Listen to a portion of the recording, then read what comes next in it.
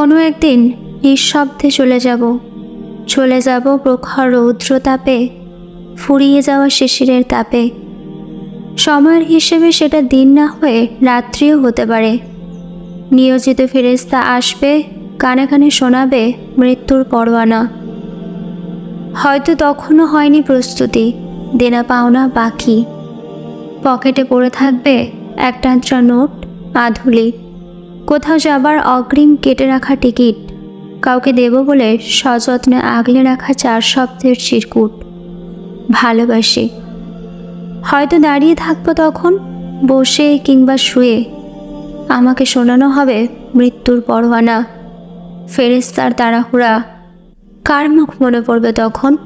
মায়ের, বন্ধুর, নাকি প্রিয়জনের? মনও পড়বে খুব।